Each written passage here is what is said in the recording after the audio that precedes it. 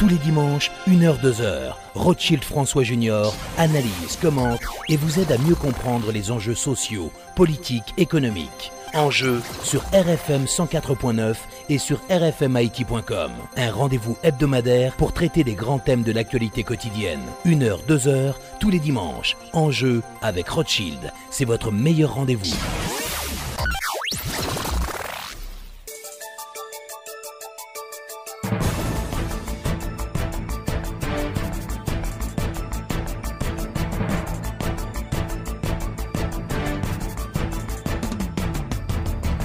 Mesdames, Messieurs, bonsoir et bienvenue à l'émission Enjeux. Notre invité aujourd'hui, l'ingénieur Rosemont Pradel, secrétaire général de la Fusion des sociodémocrates et ancien secrétaire général du Conseil électoral provisoire. Avec M. Pradel, nous allons faire le point sur le processus électoral en cours à moins de 2 mois des élections du 9 octobre prochain. Encore une fois, bonsoir et bienvenue à l'émission Enjeux.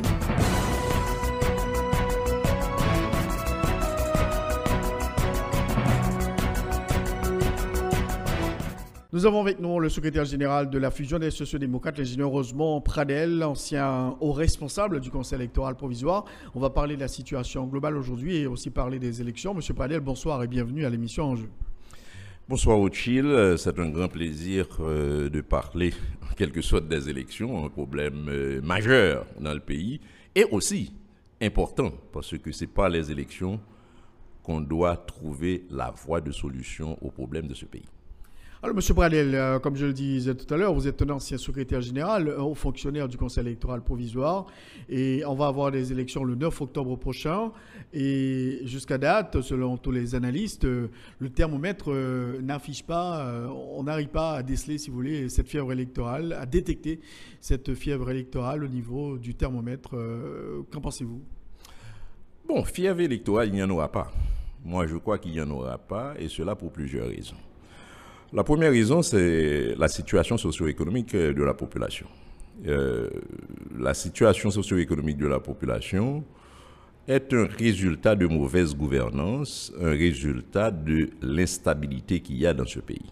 Et pourquoi y a-t-il cette instabilité? Cette instabilité prend sa source où? On peut dire que depuis que nous sommes dans la démocratie, on a choisi en quelque sorte le système démocratique en 1986 après le départ de Duvalier. Eh bien, jusqu'à aujourd'hui, on n'arrive pas à réaliser des élections sérieuses dans ce pays. Quand on ne réalise pas des élections sérieuses, ou bien qu'on a des élections frauduleuses avec des dirigeants mal élus, tant au niveau législatif et présidentiel, et même au niveau collectivité territoriale, eh bien ça crée un problème. Quel problème? Ça vous donne exactement l'instabilité politique. La population ne croit pas en ses dirigeants, et à partir de ce moment, vous avez une contestation permanente pendant toute la période de gouvernance de ces dirigeants mal élus. Aujourd'hui, on a la preuve.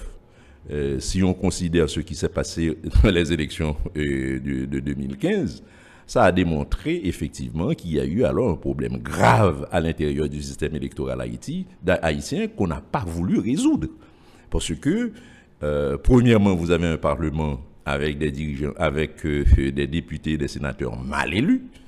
Ce qui fait une catastrophe parce que voilà que nous avons un Parlement qui se trouve dans une situation où il est obligé de prendre de grandes décisions jusqu'à élire un président de la République alors que lui-même est déjà mal parti avec des mal élus. Donc c'est une gargote généralisée. Donc face à cette situation, la population a réagi. Premièrement, la population a constaté que 5 présidents élus, eh bien, résultat zéro. Parce que la situation socio-économique de cette population s'est aggravée davantage. Tant qu'il y a des présidents élus, ça fait beaucoup plus de tort à la situation économique du pays et à la situation économique de la population haïtienne. Si on retourne peut-être à 4-5 ans, eh bien, on peut dire que pour acheter $1 américain, il a fallu peut-être 43-44 gourdes. Aujourd'hui, il faut 65. Donc, on comprend bien que le pouvoir d'achat de la population s'est amenuisé complètement. Donc, on appauvrit davantage chaque jour, en quelque sorte, la population haïtienne. Donc c'est la misère qui s'installe suite à l'instabilité politique et à l'incurie administrative que nous constatons dans ce pays. Alors, comment demander à cette population d'avoir un engouement pour aller voter? Parce que, c'est pourquoi c'est l'argent maintenant qui va déterminer le sort des candidats. Et si vous avez de l'argent, eh bien vous allez gagner. Vous n'avez pas d'argent, vous perdez. C'est ce que nous allons constater. Parce que la population n'a pas confiance dans ses dirigeants, tant au niveau législatif qu'au niveau judiciaire et même au niveau exécutif. Mais deuxièmement, la population comprend que son vote ne signifie absolument rien. Pour deux raisons. Premièrement, il y a la problématique de l'argent, d'une part. Deuxièmement, il y a l'ingérence de l'international. Parce qu'il ne faut pas oublier, en 2010, comment que quelqu'un comme M. Mertens, après la proclamation des résultats, a pris la décision de faire des déclarations tapageuses au niveau, à la radio et télévision pour dire que nous n'allons pas accepter ces résultats. Ce qui est encore excessivement grave sur le plan diplomatique, sur le plan de relations entre États. Donc, ce n'est même pas une déclaration voilée, c'est pas voilé, c'est quelque chose de public. Et deuxième bout, c'est que ce même Mertens s'est mis debout au Palais national pour dire que M. Martelly, c'est haïtien lié. Au moins, il aurait pu dire qu'il n'est pas américain. Mais il dit c'est haïtien. Donc voici que c'est un ambassadeur étranger qui va me dire qui est haïtien, qui n'est pas haïtien. Donc ce qui est encore grave. Deuxième problème, c'est que la population constate aussi que chaque fois qu'il y a élection, le pouvoir exécutif, ou du moins le Palais national, a mis en place toute une machine de fraude pour gagner les élections, pour que ce soit son candidat qui gagne. En appliquant la formule « après nous, c'est nous ». Donc, l'ensemble de ces histoires, et encore, on peut ajouter que tous les CEP, sauf peut-être un ou deux, sont toujours à la solde du Palais national. Donc, il y a une mémise du Palais national sur le CEP. Donc, ça discrédibilise complètement les élections et les gens qui organisent les élections. Donc, voici un ensemble d'éléments qui ne sont pas tout à fait exhaustifs. Il y en a d'autres qui expliquent que la population ne s'intéresse pas. Donc, selon vous, la population est désabusée en ce qui concerne le processus électoral? Tout à fait. C'est tous ces éléments que je viens de montrer. Pourquoi s'acharner à faire des choses qui ne vous rapportent rien? Je crois que c'est ce raisonnement que fait la population. Pourquoi aller voter? Et surtout, je puis dire aussi un autre élément, aller voter, c'est un acte un petit peu compliqué sur le plan environnemental. Vous regardez dans quelles conditions, comment les centres de vote sont organisés, les bureaux de vote, c'est exigu, c'est crasseux, et puis c'est des conditions difficiles. Donc quelqu'un qui va voter, eh bien, c'est tout un exercice qu'il faut faire, c'est des gymnastiques qu'il faut faire. Donc, ça c'est au niveau des grandes villes, c'est pas très difficile, mais allez voir dans les sections communales. Est-ce que vous savez que dans une section communale, un paysan peut marcher pendant 2 heures ou 3 heures pour aller voter? Et alors, comment allez-vous demander alors à ces paysans d'accepter des sacrifices pareils pour rien? Pour rien. Parce que, au fond, celui qui va élire ne va pas mettre en place une politique pour sortir alors ces gens-là dans leur situation misérable. C'est-à-dire, s'il y avait un projet national qui visait l'amélioration et socio-économique, la transformation de cette société dans l'intérêt de la majorité de la population, ok, d'accord, on aurait pu comprendre qu'on va faire ce sacrifice pour changer en quelque sorte le pays. Mais aujourd'hui, les gens ont assez vu, ils ont vu qu'on va faire ce sacrifice pour enrichir quelques politiciens véreux, c'est tout. Voici en quelque sorte la situation réelle de ce pays qui explique que la population ne s'intéresse pas et ne s'intéressera pas aux élections. Alors, concernant le processus électoral en cours, le régime en place dirigé par Jocelyn Brivière, dont le mandat est arrivé à terme depuis le 15 juin dernier, qui dirige le pays, eh bien, le régime se félicite d'avoir rapatrié le processus électoral. Alors, quels sont vos commentaires à propos de tout ça, Roson Pradel? Bon, j'ai 2 points à mettre là-dedans. Moi, je dis effectivement bravo. Moi, je crois que c'est un point positif. Qu'il faut lire en faveur de M. Brivière, et malgré les réserves que nous avons sur son comportement, je dis qu'il a fait 2 points. Le premier point, c'est qu'il a eu le courage, même s'il y a eu la pression du secteur politique, d'autres secteurs et de la vie nationale, pour qu'il y ait une évaluation des élections de 2015. Il a eu le courage de le faire face à des ambassadeurs étrangers, face au corps groupe, qu'il a mis en place la commission d'évaluation des élections. Ça, c'est une chose. La deuxième chose, c'est que non seulement qu'il a mis en place la commission d'évaluation, mais la deuxième chose, c'est que quand le rapport est sorti, eh bien, il a pris son courage à 2 bras et il a demandé au CEP d'appliquer en quelque sorte les résultats. Moi, je lui dis bravo, chapeau, moi, je trouve que c'est un acte de courage. Mais aujourd'hui, je peux même ajouter un troisième point. Un troisième point, c'est suite à la pression d'une internationale qui dit on vous coupe les vives, on ne va plus financer les élections. Moi, je m'attendais, je lui dis bravo, parce que je vais voir, parce que c'était le moment rêvé pour dire cessons d'utiliser alors l'international dans un acte souverain que représentent les élections.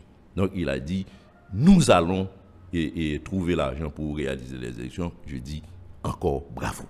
Mais maintenant, ce qu'il faudrait faire, c'est que le CEP doit venir avec un budget d'élection nationale. Parce que le budget qu'il a de 55 millions de dollars, c'est le budget étranger. C'est le budget du corps groupe. C'est le budget de Nations Unies. Ce n'est pas un budget haïtien. Il faut un budget d'élection haïtienne. Je veux pour preuve. Pourquoi dépenser 3 millions de dollars pour payer à une firme, même pas une firme, c'est-à-dire c'est une agence des Nations Unies, pour aller ramasser les bulletins, alors qu'il y a la police avec tous les véhicules d'État, de l'État. Donc, qu'on prenne les véhicules de l'État accompagnés de la police, on le fait nous-mêmes, nous allons le faire nous-mêmes et nous n'allons pas dépenser alors les 3 millions de dollars. Et aussi, il y a d'autres points de réduction qu'il faut faire, parce qu'on a introduit 45 000 personnes dans la machine, on n'en a pas besoin. Parce que l'international a multiplié alors des postes qui sont répétés 2-3 fois. Donc, il y a possibilité de réduire alors ce poids, de telle sorte que les élections peuvent coûter dans l'ordre de 30 millions de dollars. Moi, j'en suis presque persuadé, certain qu'on peut réduire ces élections, le coût de ces élections jusqu'à 30 millions de dollars. C'est cet exercice que le CEP doit faire. Mais, le côté négatif dans toute cette affaire-là, c'est la situation politique. Nous sommes dans une situation politique précaire où nous ne savons pas qui dirige le pays aujourd'hui. Alors, juste avant d'aborder cette question, il y a ce dossier qui a été agité cette semaine, c'est la question de l'impression des bulletins de vote qui va se faire une nouvelle fois à Dubaï, aux Émirats Arabes Unis, au détriment des imprimeurs haïtiens. Ça fait beaucoup de tollé dans la presse aujourd'hui, cette semaine, Roson Pradel. Je crois que oui, c'est un problème assez sérieux. C'est-à-dire, je voudrais, enfin, pas rectifier, mais ajouter, parce que quand on parle de rapatriement des élections, ce n'est pas seulement au niveau financier qu'il faut faire, mais il faut faire aussi au niveau logistique, au niveau de toutes les dispositions.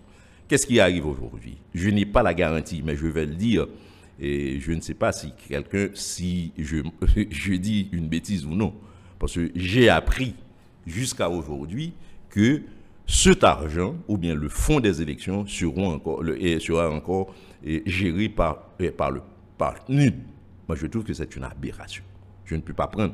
Comment le gouvernement va prendre son argent, l'argent du peuple haïtien, et remettre ça à PNUD pour gérer? Moi, je ne comprends pas. Moi, je dis qu'il faut couper cette affaire-là. Le PNUD ne doit pas gérer les fonds des élections. Moi, je ne suis pas d'accord. Maintenant, puisque c'est PNUD qui gère alors les fonds, donc il décide aussi. On aurait pu prendre la décision, puisqu'on sait qu'on allait faire les élections. Et je ne me rappelle pas quelle date, est-ce que c'est juillet ou bien juin, je ne me rappelle pas, je n'ai pas encore la date en tête, qu'on a demandé la confirmation. Dès que les candidats ont confirmé, à partir de ce moment, on aurait dû mettre en branle l'appel d'offres pour la fabrication des bulletins. On a attendu que ce soit et que la durée soit très courte et on met, effectivement, parce que je connais cette affaire d'appel d'offres, on met des clauses qui ne sont pas à la portée, en quelque sorte, des firmes haïtiennes dans le temps, dans le délai imparti, de telle sorte qu'ils sont mis à côté immédiatement. Techniquement, c'est ce qu'on appelle un technical elimination. Tu vois, donc vous êtes éliminé, techniquement vous êtes éliminé. Donc c'est des manœuvres et des agences internationales pour que ce soit des firmes à elles qui gagnent alors l'appel d'offres. On connaît ces affaires-là, ce sont des trucs. Tu vois, moi je dis que c'est là que je fais des reproches au gouvernement. Si c'est vrai que c'est le PNUD qui gère ces fonds-là, moi je dis que la première chose qu'on devrait faire, c'était de non seulement rapatrier les élections, pas seulement sur le plan financier, mais sur le plan de la gestion des fonds et autres choses, telles que l'accompagnement, telles que enfin, tout ce qui accompagne en quelque sorte les élections. Quel commentaire cela appelle-t-il de votre part? Il y a beaucoup de gens qui disent que bon, c'est un peu démagogique cette affaire. Vous parlez de rapatriement du processus électoral, les bulletins sont fabriqués à l'étranger, le PNUD continue de jouer un rôle important. Il y avait Rolika dans le cadre du Basket Fund, le fonds fiduciaire.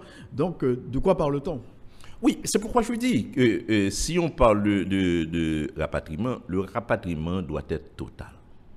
C'est-à-dire, ça doit être total, ça doit être fondamental.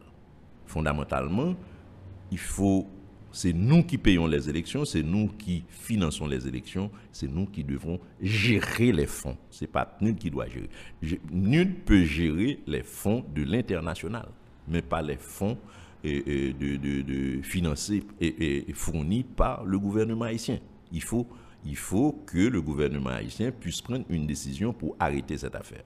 Deuxièmement, sur le plan logistique. Sur le plan logistique, c'est-à-dire le CEP doit prendre en charge toute la partie logistique des élections. Toutefois, le CEP peut faire appel à certaines organisations internationales là où on n'a pas d'expertise dans certains domaines. S'il y a un domaine pointu, on n'a pas d'expertise. Donc, à partir de ce moment, on peut faire appel à l'international pour nous donner un ou deux experts dans un domaine bien déterminé. Ce n'est pas l'international qui doit nous fournir des experts. Ce n'est pas l'international qui doit nous dire voici ce qu'il faut faire, etc. C'est nous qui devons savoir ce que nous voudrions faire et à partir de ce moment, on fait appel à des experts pour compléter en quelque sorte ou bien et couvrir les carences, certaines carences qu'on peut avoir, carences de cadre qu'on peut avoir dans certains domaines. Il y a aussi la collecte des matériels sensibles après la journée des élections. On sait parfois c'est la MINUSTA qui fournit les hélicoptères, etc. pour collecter les urnes et les apporter aux différents centres de vote. Ce n'est même pas des hélicoptères. Ils viennent avec des véhicules. C'est des véhicules de MINUSTA mais on a fait un contrat avec UNOPS, qui est une branche des Nations Unies. Et ça coûte 3 millions de dollars. Mais on peut économiser ces 3 millions de dollars en utilisant la police et tous les véhicules de l'État haïtien. Il y en a tout plein. Il y a la police qui bon, je ne sais pas quelle quantité que la police a. La police a des véhicules. Tous les ministères ont des véhicules. Et bien que 2 jours ou pendant 3 jours, on réquisitionne les véhicules de l'État pour faire ce travail. Voilà, il y a moyen de le faire et économiser 3 millions de dollars. Donc vous dites que le CEP doit revoir à la baisse son budget? Tout à fait, tout à fait. Parce que je sais que ce budget est un budget farfelu. Un budget farfelu monté par l'international avec des fantaisies à gauche et à droite. Moi, je dis qu'il faut faire un budget à la dimension, en tenant compte de la réalité socio-économique du pays, en tenant compte d'un ensemble de problèmes qu'il y a dans le pays. Donc, il ne faut pas que ce soit les caprices de l'international qui influencent alors ce budget. Faisons un budget haïtien pour des élections haïtiennes. Vous dites que ça pourrait coûter à la rigueur 30 millions. De 30 millions. Moi, je dis autour de 30 millions. Et là encore, je dis autour de 30 millions. D'accord, c'est une circonstance particulière, on le fait. Mais ça me fait mal au cœur quand je sais qu'avec les urnes brésiliennes, qui coûtent $500, à l'époque, je puis dire 2006, 14 millions, ça nous fait $7 millions. Donc avec $7 millions, on aurait eu assez de matériel on a eu le matériel suffisant pour réaliser les élections. Tu vois, il y a beaucoup de gens qui vont vous dire non, on ne peut pas faire ci, on ne peut pas faire ça, qu'on est contre, etc. Parce qu'ils gagnent de l'argent dans les élections. Moi, je dis, voilà, avec $7 millions, on achète un matériel, une électronique type brésilien. Donc, ça nous permet de réaliser plusieurs centaines d'élections. Tu vois, et on aurait 23 millions de dollars pour le reste. Bon, si on a 7 millions de dollars pour les urnes, et ensuite on déclare une journée civique pour le pays, une journée civique pour les élections, où on aura les socio-professionnels, les étudiants, etc., qui vont investir, occuper alors les centres de vote, eh bien ça nous aurait coûté peut-être 10 ou 15 millions de dollars pour réaliser les élections. Voilà à quoi il faut arriver. Je puis dire qu'aujourd'hui, puisqu'on est engagé pour le 9, c'est peut-être trop court, mais je dis qu'il faut dans les prochaines élections, qu'on ait ces urnes électroniques type brésilien qui va réduire considérablement les élections en Haïti et nous permettre de rapatrier totalement les élections dans ce pays. Et deuxièmement, ce qu'il faudrait faire, il faut que dans le budget national, il y a un poste de dépenses qu'on appelle élections. On peut même monter et présenter alors un projet de mettre une taxe élection. Donc on met une taxe élection, ça fait que les fonds pour les élections sont là et bien avant les élections. Donc ce n'est pas le jour des élections, on va gratter les fonds un peu à gauche, à droite, dans tous les coins du trésor national, trésor public, pour dire, bon voilà, on peut. Non, moi je crois qu'il faut que les élections rentrent dans ce qu'on peut appeler le réflexe budgétaire des prochains gouvernements.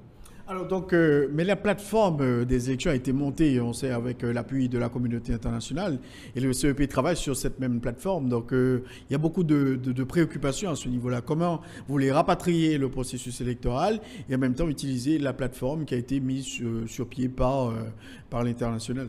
Oui, c'est pourquoi je dis qu'il faut rapatrier totalement. Ce n'est pas rapatrier seulement au niveau financier. Il faut rapatrier au niveau structurel, au niveau opérationnel. Il faut rapatrier totalement, et même au niveau conceptuel. Parce qu'il faut concevoir des élections haïtiennes. Parce que ce que nous avons là, c'est une conception étrangère. C'est-à-dire, c'est le blanc qui a conçu, en quelque sorte, ce système d'organisation des élections, de telle sorte qu'il y a une mainmise de l'international. Maintenant, il faut renverser cette affaire. C'est pourquoi je dis que aux prochaines élections, il faut qu'il y ait un rapatriement total. Total, savoir que nous allons concevoir le mécanisme de réalisation des élections. Et la donne, je présume, je dis qu'il faut travailler de façon sérieuse pour que les prochaines élections, l'instrument de réalisation des élections soit différent, c'est-à-dire l'urne électronique brésilien qui va en quelque sorte réduire considérablement les possibilités de frauder. C'est un premier élément. Deuxièmement, il faut revoir la structure organisationnelle des élections, le système opérationnel des élections. Et comment monter un autre un centre de tabulation. Parce que ce centre de tabulation, je puis dire que c'est quelque chose qui a été monté aussi par l'international, qui a un ensemble de faiblesses. Parce que c'est une boîte noire. C'est une boîte noire, on ne sait pas. Il y a une question de mise en quarantaine et de procès-verbaux. Ça se fait sur quelle base? On ne connaît pas.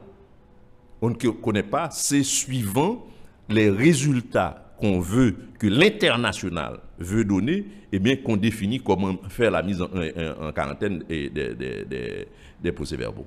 Parce qu'ils peuvent décider, parce que je me rappelle, et pour les élections de 2010, ils ont dit, ah bon, tous les procès-verbaux qui ont dépassé 120 ou bien dans certaines zones de 90%, de 90 électeurs pour un candidat, on met ça de côté.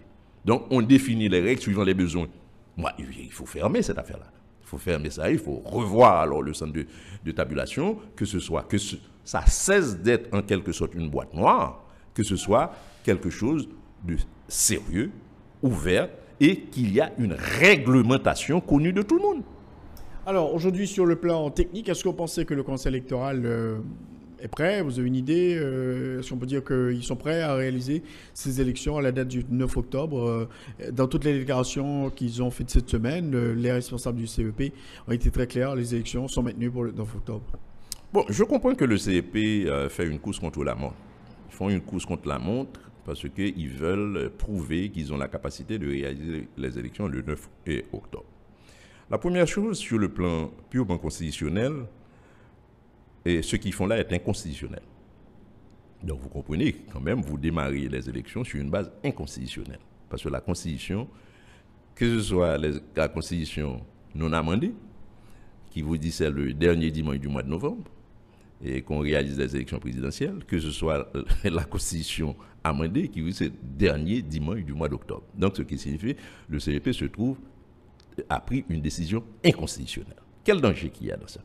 Vous réalisez ces élections et les perdants attaquent et les résultats en justice pour dire que vous avez violé la Constitution en ce sens. Donc c'est très dangereux. Donc nous, fusion de la des sociodémocrates, nous avons écrit un mémo avec peut-être 8 ou 10 points.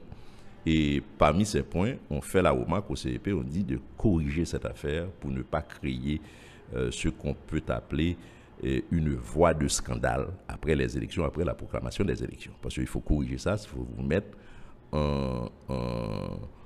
il faut respecter, il faut vous mettre en harmonie avec la Constitution. Parce que qu'on le veuille ou non, si vous réalisez des élections, vous devriez réaliser les élections sur une base légale et constitutionnelle. Donc c'est un premier point. Le deuxième point, c'est sur le plan organisationnel. Sur le plan organisationnel, on peut dire que 2015 était un tremblement de terre sur le plan électoral. Et voilà que ce nouveau CEP s'acharne à monter des élections, à réaliser des élections sur les décombres de 2015. Qu'est-ce que j'appelle les décombres de 2015? Vous avez un tas de responsables à tous les niveaux. Si je prends d'abord au niveau communal, c'est-à-dire les BEC, et au niveau départemental, les BED. Premièrement, c'est que c'est de recrutement qui était fait sur base de concours, entre guillemets, mais c'était tout à fait frauduleuse. Nous l'avions dénoncé depuis le début de 2015. Nous avions demandé au CEP de l'époque, nous, le Parti social-démocrate, fusion des sociodémocrates, nous avions demandé de faire des corrections. Ça n'a jamais été fait. Aujourd'hui encore, dès le commencement, dès l'installation de ce CEP, nous avons écrit au CEP pour leur dire qu'il faut reprendre toute la machine électorale. Parce que vous ne pouvez pas prendre une machine électorale qui vient de participer dans des fraudes aussi affreuses, aussi catastrophiques, qui a donné ce que nous avions vu en 2015, et puis vous vous contentez à prendre 2 ou 3 têtes, on les remplace, et puis on pense qu'on a une machine. Ce n'est pas vrai.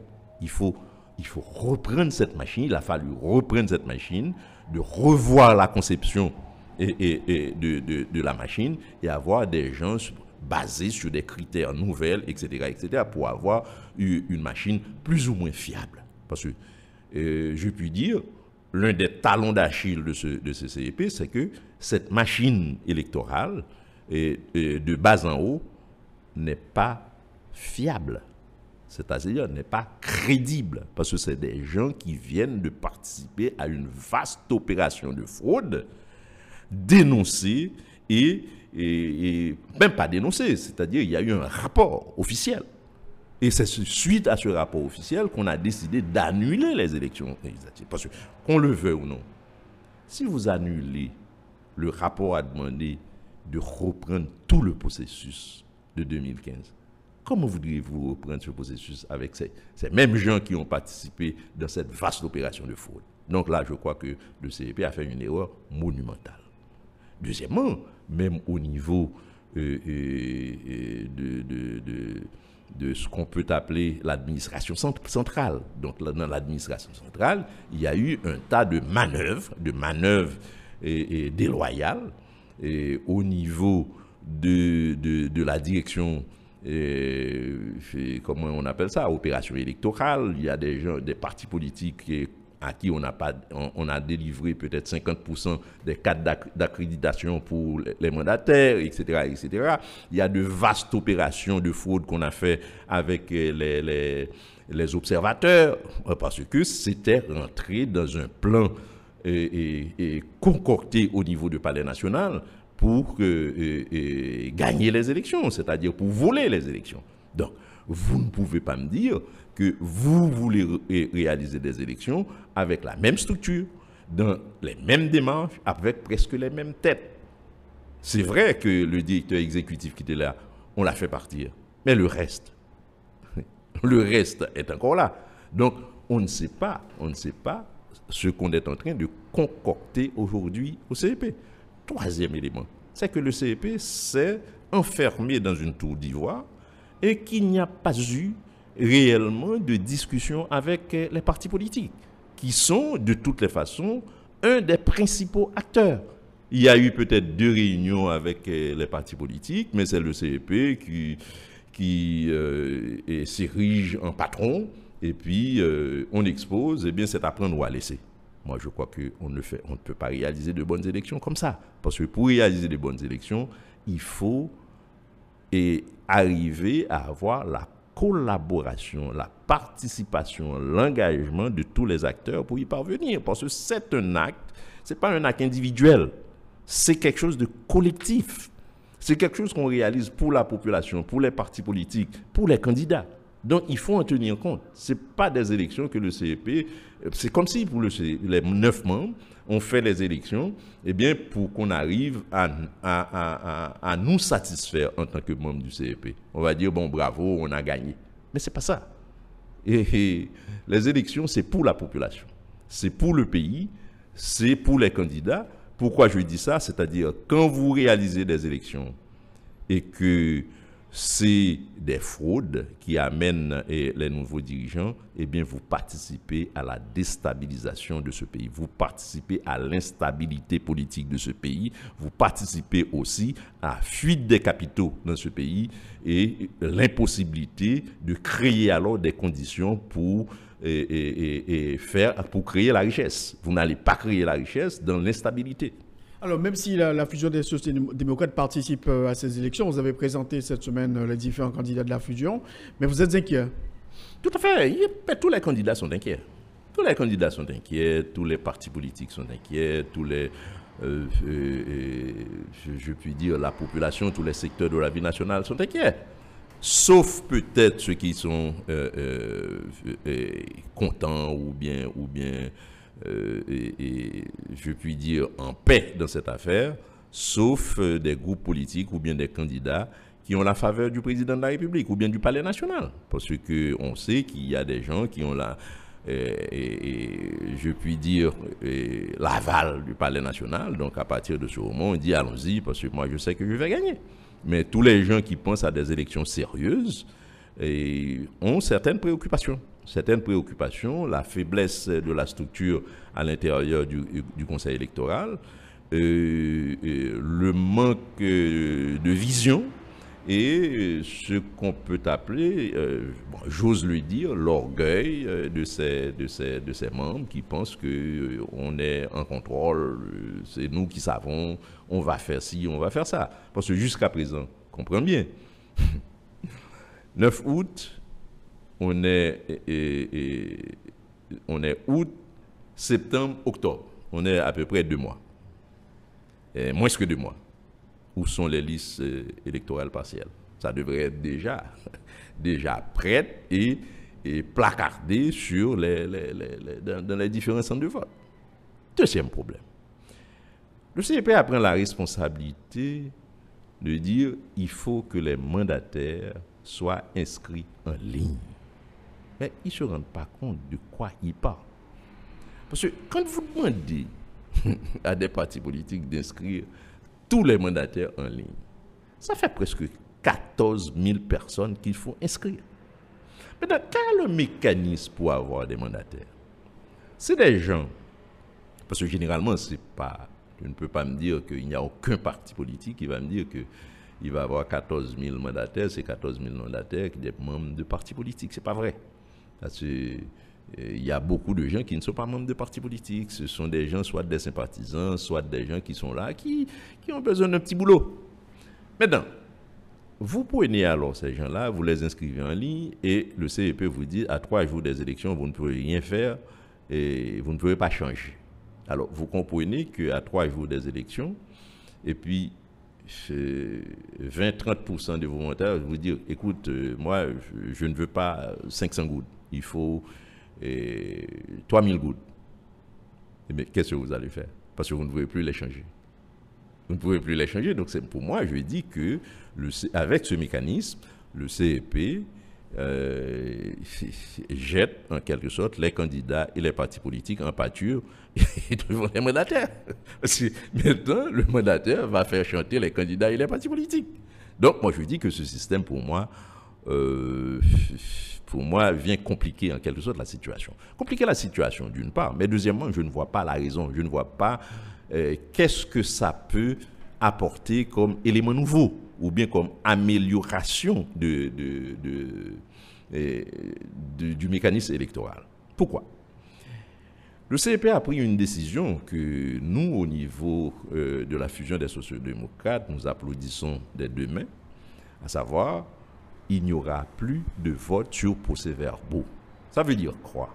Ça veut dire qu'il n'y aura pas de mandataires ni d'observateurs qui vont voter n'importe où, comme c'était le 15 août, en 2015, et c'est avec ça qu'ils ont fraudé, parce qu'un mandataire ou bien un superviseur et même les observateurs pouvaient voter 10-15 fois parce qu'ils n'ont pas besoin d'avoir leur nom sur la liste, ils votent n'importe où. Donc, ils ont supprimé alors ça. Je leur ai dit bravo, bravo. Une fois que vous supprimez alors ça, maintenant, les mandataires doivent voter là où leur nom se trouve sur une liste électorale partielle, sur la LEP. Donc, le problème est résolu. Mais pourquoi aller me demander de les inscrire en ligne? Qu'est-ce que ça vient chercher? Qu'est-ce que ça vient améliorer? Vous n'avez qu'à m'envoyer alors le nombre de mandats qu'il me faut. Par exemple, il y a 14 000, 12, 13 000 et quelques bureaux. Vous me donnez 13 000 mandats. Donc, c'est à moi de savoir à qui je vais délivrer alors ces mandats. Parce que je délivre à X ou Y, le X ne va pas pouvoir voter 2 fois. Il va voter exactement là où son nom figure sur une liste. Donc, l'inscrire en ligne, moi, je ne vois pas. Je ne vois pas ce que ça signifie. Vous pouvez exiger que le parti inscrit le nom rempli alors que la carte d'accréditation est le nom et du mandataire, sa photo, et ensuite qu'il y ait un sceau du parti, eh bien c'est fini. Parce que le bonhomme, il ne va pas pouvoir voter dans n'importe quel pays. Donc c'est là où donc je ne comprends pas pourquoi aller compliquer, me dire qu'il faut que les 13 000 et quelques soient en quelque sorte inscrits en ligne. Il y a un autre dossier, M. Pradel, c'est la question de l'authentification des cartes d'identification nationale. C'est un conflit entre le CEP et le gouvernement. Le CEP a dit, bon, ça ne me concerne pas, mais l'ONI persiste et signe, il faut authentifier les cartes d'identification nationale. Alors la grande question, est-ce que la population aura le temps d'authentifier ces millions de cartes pendant cette période aussi limitée? Donc c'est un conflit entre le CEP et le gouvernement. Bon, je crois que c'est intéressant que vous avez soulevé en quelque sorte ce problème. Nous aussi, au niveau du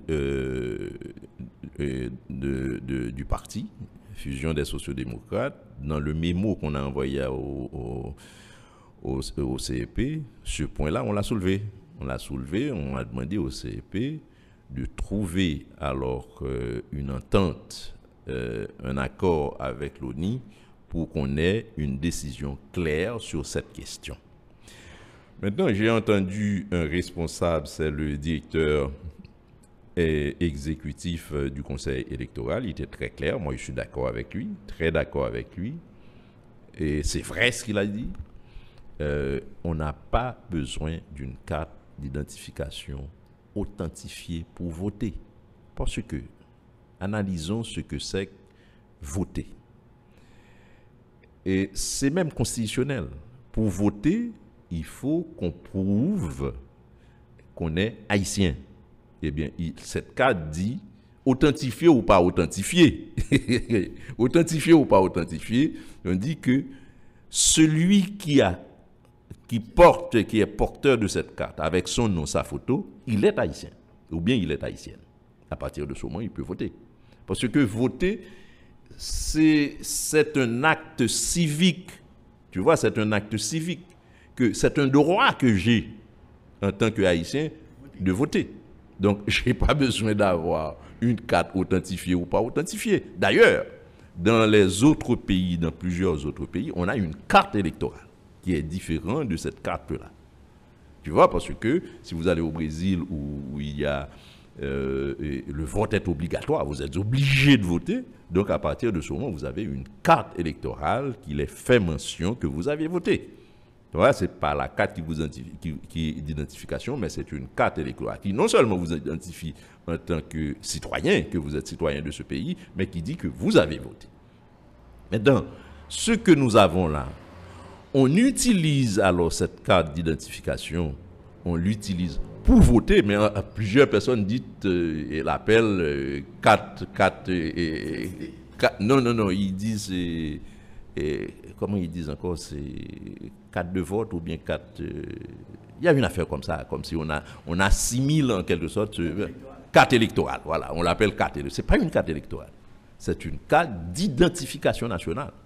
Mais qui sert aussi à voter, mais ce n'est pas une carte électorale. On n'a pas de carte électorale en Haïti. Donc, selon vous, il faut élucider cette question. Oui, moi, je crois que c'est le gouvernement qui doit faire une déclaration publique pour dire que la carte d'identification nationale, authentifiée ou non, sert et continue à servir comme instrument ou bien comme document de vote, qu'on peut voter avec ça. Maintenant, l'authentification, et ça, c'est un autre problème. C'est un autre problème qui est d'abord administratif de l'État et deuxièmement qui est d'ordre fiscal. Parce qu'il faut l'authentifier parce qu'on prétend qu'il y a des gens qui ont fait... qu'il y a des problèmes dans cette affaire de carte. Tu vois? Il faut l'authentifier. Moi, je suis d'accord qu'il faut l'authentifier. Mais maintenant, on ne peut pas, en quelque sorte, prétendre que il faut l'authentifier, ou bien ce sont les cartes authentifiées, les détenteurs de cartes authentifiées qui peuvent participer aux élections. À partir de ce moment, bien, les élections de 9 août, c'est foutu. C'est-à-dire, c'est foutu, on peut faire une croix dessus. Parce qu'il est impossible, je dis impossible 3 fois, d'arriver à faire l'authentification de toutes ces cartes. D'ailleurs, ils disent à partir de 15, on n'aura plus la possibilité de faire l'authentification comme on a aujourd'hui sur tout le territoire national. Il va y avoir 1 point ou 2 points. Donc là, comment faire ça avec peut-être 3 ou 4 millions qui restent? Donc moi, je crois que le gouvernement ou le pouvoir exécutif doit prendre une décision, faire une déclaration publique pour, je puis dire, arrêter en quelque sorte toute manipulation qu'on fait de cette question-là. Alors, sur le plan politique, comment vous voyez l'environnement? Vous aviez évoqué tout à l'heure ce flou qu'on a au plus haut sommet de l'État, cette confusion concernant le président Prévert, dont le mandat est arrivé à terme depuis le 15 juin. Pas encore de séance. Cette semaine, l'OEA a encore une fois demandé aux parlementaires d'assumer leurs responsabilités. Donc, comment vous voyez tout ça au regard des élections du 9 octobre, Roson Pradel? Bon, je crois que c'est un peu compliqué. C'est un peu compliqué par le seul fait qu'il y a plusieurs interprétations. C'est-à-dire une interprétation, ceux qui n'aimeraient pas, ou bien qui n'aimeraient pas qu'il y ait des élections, ou bien qui ne veulent pas qu'il y ait des élections, utilisent en quelque sorte cette situation pour dire de toutes les façons, le 9, il n'y aura pas d'élection. Donc, maintenant, qu'est-ce que ça fait? Et ça fait qu'il y a un doute qui plane sur les élections. 2, les candidats qui font campagne, qui ont besoin de l'argent, qui ont besoin de soutien, ne l'auront pas parce que les hommes d'affaires, etc., vont dire, bon, écoute, on n'y croit pas, c'est un prétexte pour ne pas participer, pour ne pas aider. Et là, on facilite l'argent sale. On facilite l'argent sale. Les gens qui ont beaucoup d'argent en provenance des trafics illicites, les gens qui ont de l'argent en provenance du trésor public, caisse de l'État. Et parce que on comprend bien avec ce que nous avons aujourd'hui, ce désordre, eh bien on profite, beaucoup de gens profitent là pour utiliser les caisses de l'État, pour avoir de l'argent pour financer les élections. Et troisièmement, on peut voir, il y a certaines branches internationales qui peuvent en quelque sorte aider des candidats à elles pour gagner, c'est-à-dire pour gagner les élections. Voici les conséquences négatives. Et là, on est parti et pour aggraver davantage la situation politique, socio-économique de ce pays. Alors, concernant le président Prévert, est-ce que, bon, il a dit le gouvernement va garder sa neutralité en ce qui concerne l'organisation des élections. Vous-même, au niveau de la fusion, vous décelez quoi concernant le pouvoir en place? Je n'y crois pas. Je n'y crois pas par le seul fait que M. Prévert a un camp politique. C'est-à-dire, il appartient à un camp politique. Tout le monde le sait, même s'il peut dire n'importe quoi, mais on sait qu'il appartient à un camp politique. Maintenant, quelle autre réalité? C'est que qu'est-ce qui occupe en quelque sorte les différents postes de l'État? Ce n'est pas des gens en provenance de n'importe où. Ce n'est pas des gens, c'est des gens qui viennent de son camp.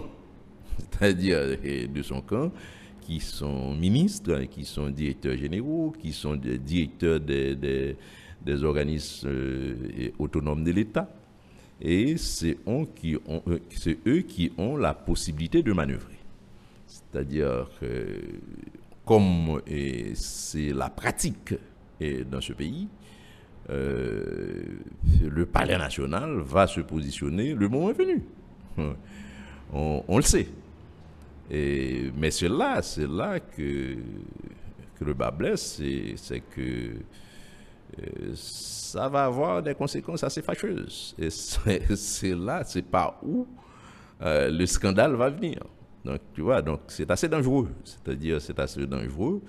Et ce sera probablement la dernière goutte d'eau qui fera déverser le vase. Parce que les victimes ne vont pas accepter, en quelque sorte, ça passivement, comme on le croyait. Et l'exemple a été donné en 2015 avec Martelly, parce que Martelly croyait que tout était réglé, comme Préval en 2010 croyait que tout était réglé aussi.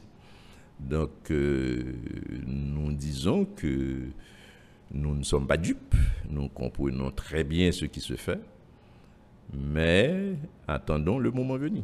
Donc, le moment venu, eh bien, le scandale va péter. Donc selon même, vos déclarations qu'a fait disant que le gouvernement neutre, élection faite quand même, parce que vous voulez élection faite, et pour que le président qui est installé le 7 février, un président légitime. Donc, on va finir quoi, déclaration soit à 100% aux zones parallèles? Non, le gouvernement ne saurait être neutre. C'est tout à fait. Non, moi, quand j'ai entendu alors des déclarations pareilles, ça me fait rire. C'est comme si celui qui fait alors ces déclarations-là, c'est comme s'il est sur une autre planète. Sur une autre planète ou bien dans un autre pays. Donc nous connaissons alors le pays. Nous connaissons Haïti, nous connaissons le comportement et la pratique des politiciens haïtiens. Nous savons comment ils font. On n'a qu'à regarder alors que leur comportement durant ces 30 dernières années. Pendant ces 30 dernières années, tous les pouvoirs qui sont faits pendant ces 30 dernières années se ressemblent. Moi, je mets quelqu'un un défi de me dire quelle est donc la différence qui a existé entre ces 4 pouvoirs. qu'on a eu pendant ces 30, pas 4, les 5, pendant ces 30 dernières années. C'est le pouvoir clanique. Le pouvoir clanique, mon petit clan est au pouvoir, eh bien, on bénéficie au détriment de la population. Mon clan est au pouvoir, les autres peuvent aller courir. Ils n'ont rien. Parce qu'il n'y a jamais eu de pouvoir en Haïti pendant ces 30 dernières années. Bon, je prends les 30 dernières années, je ne vais pas remonter. Qui disent, bon, mes chers amis, essayons de créer de rechercher un consensus national dans l'intérêt de la population haïtienne. Jamais. C'est-à-dire, dit, comment faire pour rester au pouvoir? Parce que ce qui est grave, c'est que le type qui arrive au Palais national, le jour même qu'il arrive au Palais national, il commence à poser des pions pour qu'il reste après 5 ans. C'est la première chose. Parce qu'il ne va pas dire, mais comment faire pour que Haïti puisse se transformer en un pays organisé, sérieux, capable de créer des richesses dans l'intérêt de la majorité de la population? Jamais. La première chose, c'est de dire, bon, monsieur, comment est-ce qu'on va faire pour que après nous, c'est nous? Voilà. Et c'est cette vision, cette démangeaison qu'il y a alors chez ces hommes politiques qui font que on voit qu'ils finissent toujours de la même façon. C'est-à-dire, chaque fin de pouvoir, c'est une catastrophe, c'est un scandale. Donc la neutralité de ce gouvernement, vous n'y croyez pas? Non, je n'y croyais pas et ça ne saurait être. Ça ne saurait être. Je ne crois pas. C'est impossible, ils ne peuvent pas. Ils ne peuvent pas. Bon, comment allez me dire, vous allez rester neutre pendant que tous les... comment je puis dire ça? L'État, c'est-à-dire tous les points de la fonction publique sont occupés par des partisans. Ben, je ne crois pas. Je ne crois pas. Comment vous allez rester neutre? Tous les compartiments de la fonction publique sont occupés par des partisans. Et puis vous me dites que vous allez rester neutre. Comment expliquer cette neutralité? Mais qui danger ça gagne selon même Mozon Palel? Non, le danger est simple. Moi, je vous dis que ça peut nous conduire au scandale qu'on a eu durant l'année 2015. C'est ce que ça va nous conduire. Ça va nous conduire et au scandale qu'on a eu alors en 2015, qui a forcé en quelque sorte Martelly, qui a bloqué en quelque sorte la réalisation du deuxième tour des élections au cours du mois de janvier. Donc on peut répéter en quelque sorte le même scénario si on ne fait pas attention. Donc selon vous, le régime en place travaille quand même pour essayer d'instrumentaliser le processus au profit de sa grande famille, parce que la famille est très large quand même. Mais c'est normal. Enfin, je ne vais pas dire que c'est normal, c'est évident. Tu ne vas pas dire que c'est normal, c'est pas normal. Au contraire, c'est anormal. Moi, je dis que c'est évident. Je prends un exemple. C'est très simple à comprendre. Dites-moi quel compartiment de la fonction publique qui ne soit pas occupé par quelqu'un de sa famille. Dis-moi un seul compartiment. Alors, quand on fait ça, on fait une mise en place pareille. C'est pourquoi? C'est pour rien. On ne fait pas une mise en place pareille pour rien. C'est-à-dire, on met des gens, on quadrille un petit peu la fonction publique pour réaliser un objectif précis. Et cet objectif, c'est que nous là, pour nous arrêter. C'est simple. Après nous, c'est nous. C'est la formule qu'on a appliquée dans la politique haïtienne depuis bien longtemps, mais qui n'a jamais donné de résultat. C'est ce qu'on ne comprend pas. C'est comme si celui qui dirige, il pense que les autres qui vous regardent ne comprennent absolument rien. On comprend. Et on devait prendre comme exemple et 2015 et au cours du mois de janvier, M. Martelly avait voulu faire la même chose. Avait voulu que son poulain gagne les élections. Pas gagner les élections, prendre les élections pour rester au pouvoir à travers quelqu'un. Mais ça n'a pas marché. M. Préval aussi a tenté en 2010. Ça n'a pas marché. Donc il faut comprendre que c'est révolu cette affaire-là. Qu'est-ce qui pourrait se passer selon vous le 9 octobre en cas d'échec de ce processus, ou bien on conteste une nouvelle fois les résultats, on demande la formation d'une commission avec un pouvoir qui a ce flou au plus haut sommet de l'État? Je ne vais pas avoir la prétention de dire ce qui va se passer. Donc ça aurait été prétentieux de ma part. Mais je dis que il n'y a pas encore d'éléments fermes qui montrent que tout va bien se passer le 9 octobre. Il y a encore du temps, pour qu'il y ait des corrections, pour qu'on ait créé en quelque sorte des conditions pour arriver à des élections plus ou moins acceptables. D'ailleurs, regardons le taux de participation. Est-ce que vous savez qu'à partir du rapport du CIEV, eh bien, on a compris que le taux de participation n'a pas dépassé 10%, et même un peu plus bas. C'est quand même catastrophique. Mais je présume que si on ne fait pas quelque chose de nouveau, s'il n'y a pas de l'innovation dans la réalisation des prochaines élections, au point de vue de mise en place, au point de vue structure, au point de vue de campagne, de sensibilisation, etc., au point de vue de signaux de la part du CEP et de la part du gouvernement, le taux de participation sera encore moindre.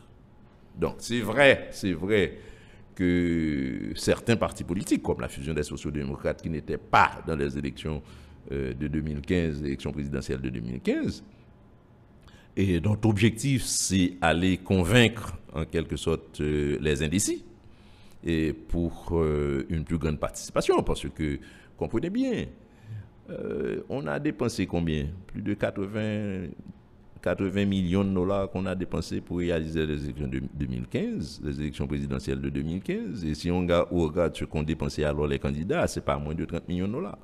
Pour quelle participation? C'est moins de 10%. Donc c'est quand même grave. Donc ce qui signifie que la population n'a pas confiance. Tu vois, n'a pas confiance. Donc maintenant, il faut, c'est peut-être l'idée de la fusion des sociaux-démocrates, c'est de présenter une nouvelle offre politique à la population. Parce que le pays est polarisé par deux formations politiques. Lavalas, le secteur Lavalas à gauche, et avec 4 candidats, 4 mandats et 0 résultat. 0 résultat parce qu'il y a eu 4 mandats Lavalas, 2 Aristide, 2 Préval. Et aujourd'hui, la population est misérable. Ce n'est pas pauvre, misérable. Donc misérable, c'est encore plus fort que pauvre.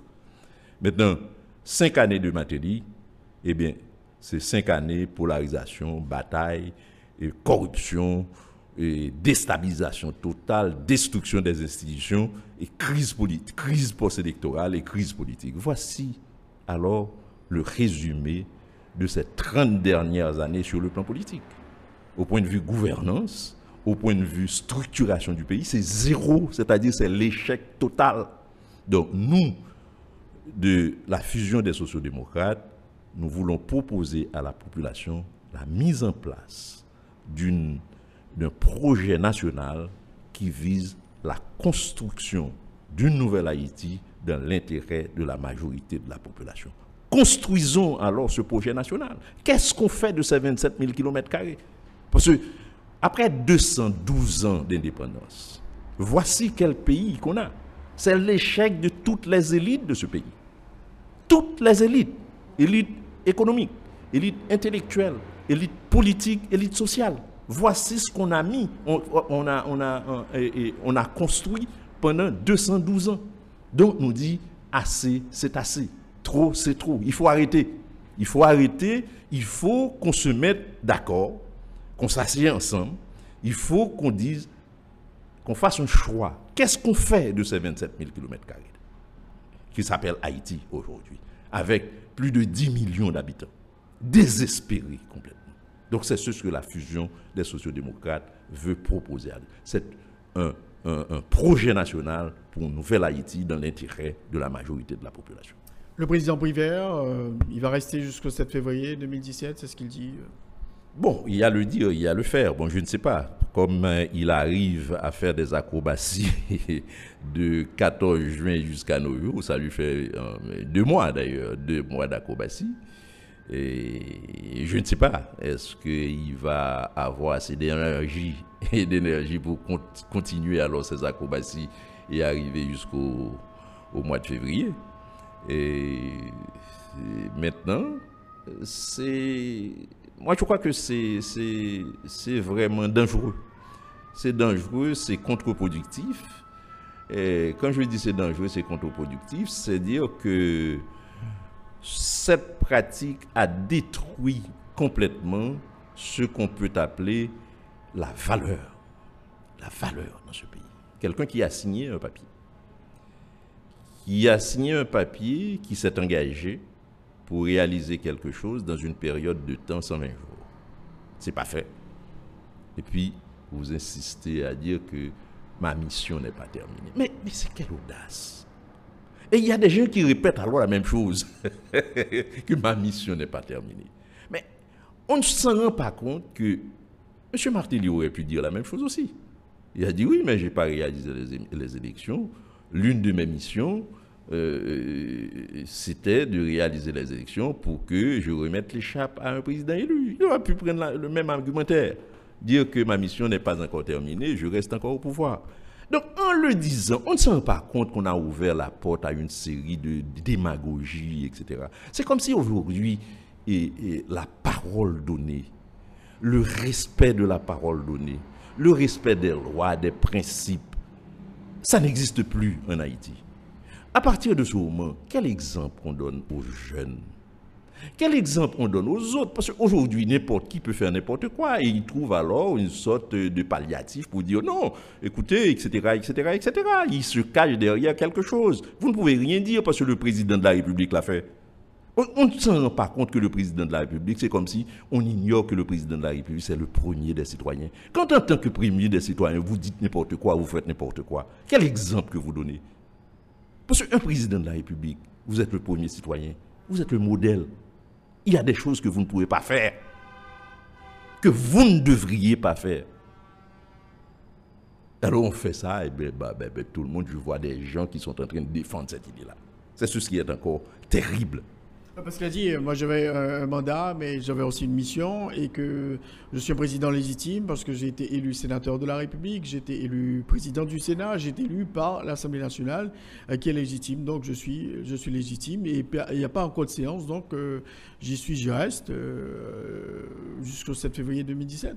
C'est des manœuvres. C'est-à-dire c'est des manœuvres politiciennes, on peut s'agbouter derrière n'importe quel argumentaire qui n'a aucun sens, mais tout en oubliant le rôle moral. Je ne veux pas dire que la politique, c'est... on va redire que la politique, c'est pas la morale. C'est pas la morale. Mais, mes chers amis, il y a une image. Un président de la République, je le répète, c'est le premier des citoyens. Vous êtes un modèle pour la société. Et si on n'accepte pas ça, c'est pourquoi, c'est-à-dire acceptons le pays tel qu'il est. C'est-à-dire, il ne faut pas se plaindre qu'on ait un pays plein de délinquants, qu'on fait n'importe quoi. Parce que si le président de la République fait ça, eh bien, n'importe qui peut faire n'importe quoi. C'est ce que ça signifie.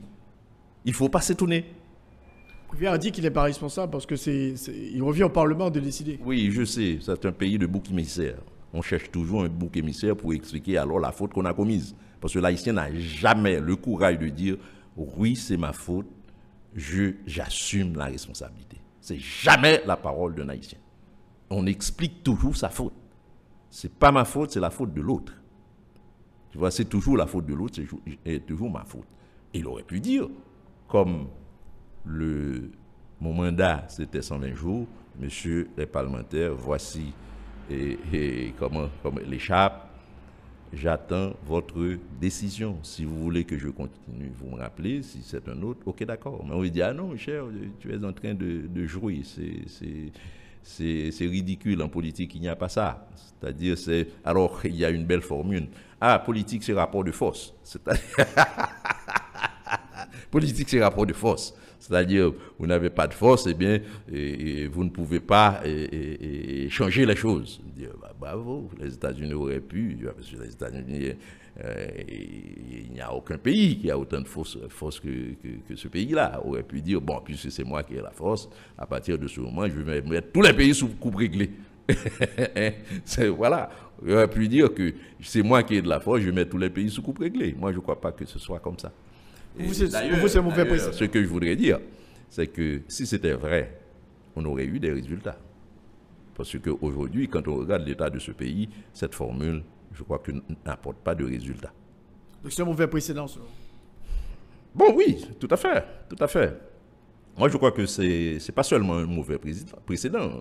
Mauvais précédent, c'est une chose. Moi, je vois les conséquences. Les conséquences, tant sur le plan. Regarde l'économie de ce pays. C'est catastrophique comme situation économique, désastreuse. Regarde l'état de la goutte par rapport au dollar. Regarde l'état de la population. Ça fait peur. Ça fait peur. Parce qu'on est au bord d'une explosion sociale. Et heureusement que le peuple haïtien, c'est un peuple un petit peu, je puis dire, très tolérant, qui accepte tout, qui ne se révolte pas facilement. Mais moi, je crois que si c'était un autre peuple, on aurait eu déjà l'explosion sociale. Ouais, regarde la situation dans laquelle les gens vivent là aujourd'hui, dans les bidonvilles, dans les secteurs défavorisés. Écoutez.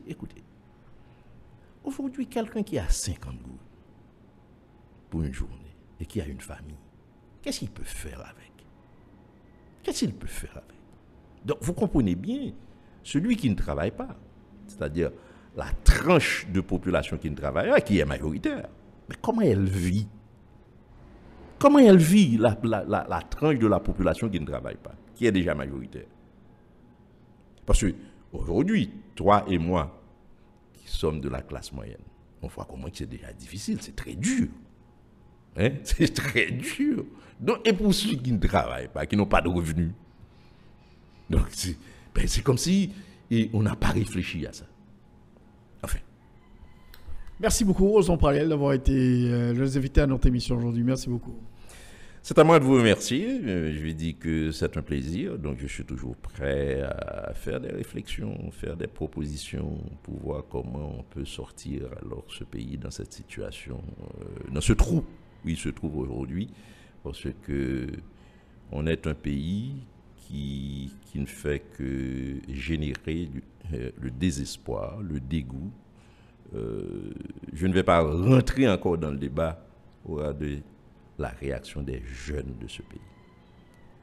La réaction, c'est d'aller au Brésil, c'est d'aller au Chili, parce qu'ils continuent à croire, et avec raison, aucun pays ne peut être aussi... Il n'y a aucun pays où la situation est aussi pire que Haïti. Donc, Haïti, c'est peut-être le dernier des pays, c'est peut-être la dernière des sociétés, la société haïtienne. Allons voir ailleurs. Donc, c'est le désespoir qui a été créé pendant ces dernières années chez la jeunesse haïtienne qui voit tout noir et qui veulent partir, laisser ce pays pour aller respirer ailleurs. Encore une fois, merci beaucoup, M. Pralel. Je rappelle que vous êtes le secrétaire général de la fusion des sociaux-démocrates. Merci beaucoup.